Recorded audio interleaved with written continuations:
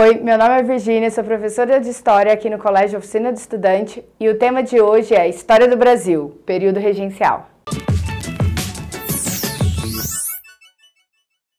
O assunto de hoje a gente vai trabalhar sobre o período regencial, um período muito conturbado na história do Brasil. Foram 9 anos de crise econômica, política e social. Durante esse período, o país, Brasil, ficou dividido em 2 grupos, os liberais e os conservadores. Os liberais, que governaram de 1831 até 1836, eles tiveram mais propostas a nível de aumentar a autonomia das províncias brasileiras. Além disso, eles também ajudaram na criação da Guarda Nacional e também do Código de Processo Penal, em que juízes foram colocados no poder dentro das províncias. Mas acontece que esse período não durou muito tempo. Em 1836 até 1840, os conservadores assumiram o poder. E no governo de Pedro Araújo de Lima, a autonomia foi retirada. Houve uma maior centralização de poder e a nomeação de presidentes para as províncias de todo o país.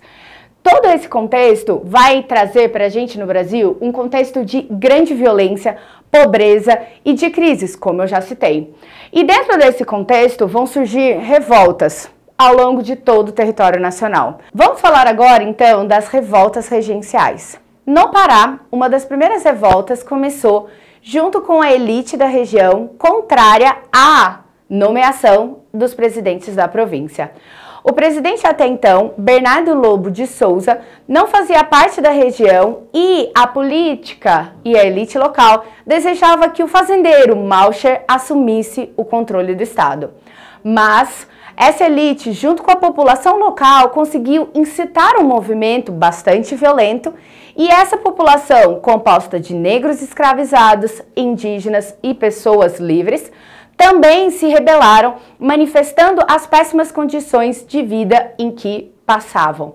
Essa revolta leva o nome de cabanagem justamente porque grande parte dessa população mais simples morava em cabanas, moradias bastante rústicas e precárias daquela região. Por mais que o líder dessa revolta, o Malcher, tenha subido ao poder e feito parte da província do estado do Pará, a população liberta, pobre e que vivia em bastante dificuldade, vai permanecer no conflito, que só vai ser extinto com a ajuda do Exército Nacional, que fecha a cidade de Belém, bloqueia a entrada de alimentos e por isso muitos vão acabar se rendendo diante da fome e da precariedade de vida. Perto do Pará, na região ali, praticamente vizinha, a revolta Balaiada. Essa revolta que aconteceu no Maranhão, ela teve como estopim uma causa muito interessante. Foi criada na regência, no governo dos conservadores, uma lei, a lei dos prefeitos. E a elite local não gostou dessa lei, porque para eles seria um retrocesso, uma forma de que eles perderiam o seu poder perante a região. Combinado? Então, a balaiada, ela vai ser um questionamento da elite, perante essa lei, a lei dos prefeitos, e também uma insatisfação popular. Na insatisfação popular, a gente tem que citar 3 pessoas importantes. É o negro Cosme, um ex-escravo, o vaqueiro Raimundo Gomes e o Manuel dos Santos, o Balaio. Ele que vai dar o nome à nossa revolta, certo? Balaios são cestos de palha que a população local fazia perante a precariedade, fazia para vender e conseguir algum dinheiro, algum lucro, certo? Essa revolta que começa então de uma insatisfação da elite também vai incitar um movimento da população local. E esse movimento vai ganhar várias cidades do estado do Maranhão. Esse movimento, ganhando essa maior repercussão, ganhando uma voz maior, ele vai ter que ser reprimido de tal forma. O Exército Brasileiro envia o futuro presidente da província, que era um general, e esse general consegue extinguir o movimento e logo em seguida assume o controle da região. Ainda no Nordeste, a Sabinada, liderada pelo médico Francisco Sabino, também propunha uma revolta em contestação ao poder central. Francisco Sabino, que era médico, chefe e profissional liberal na Bahia, ele vai contar com o apoio das classes trabalhadoras urbanas, como médicos, profissionais liberais, e a partir desse movimento ele vai ter uma proposta diferente. Francisco Sabino vai propor que a Bahia se separasse do Brasil. E dentro dessa revolta, Francisco Sabino propunha que a Bahia se separasse, proclamasse uma república e, assim, quando Dom Pedro II retornasse e o período regencial findasse, a Bahia voltaria ao território nacional. Os rebeldes tomaram Salvador, a cidade também foi bloqueada, seus mantimentos e alimentos foram, cercados e por muito tempo a população sofreu graves prejuízos diante dessa contestação.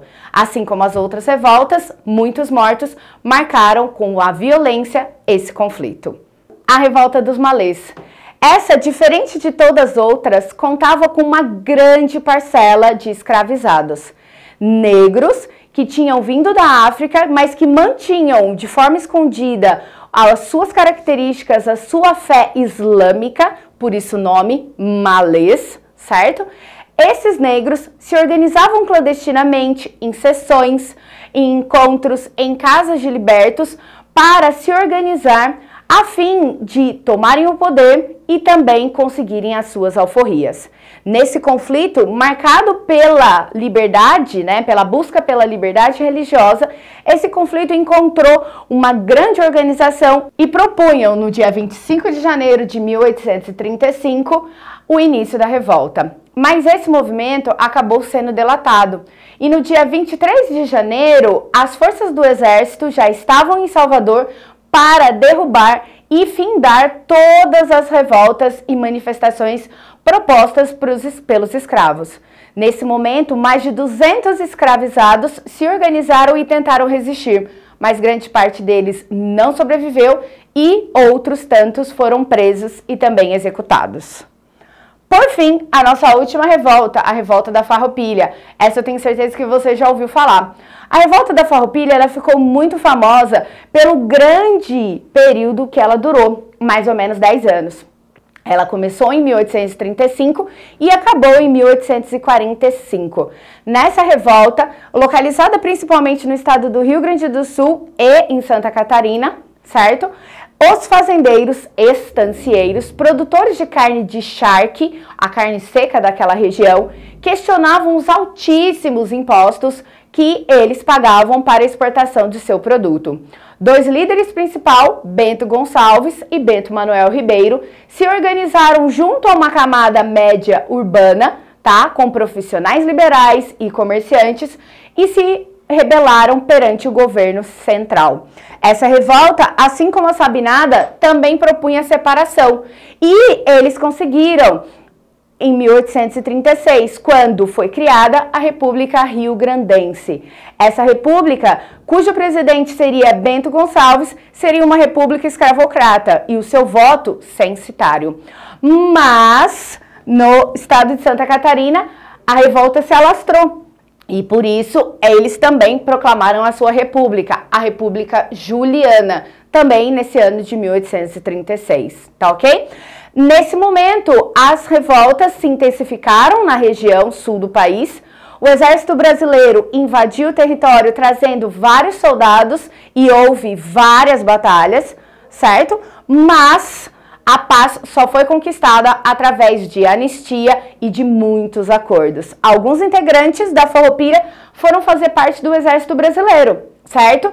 E a paz só houve quando os grandes chefes, Bento Gonçalves, por exemplo, não foi preso e sim anistiado. Obrigada então, pessoal. Ficamos aqui por hoje. Valeu, curta o canal, compartilhe com seus amigos. Um abraço!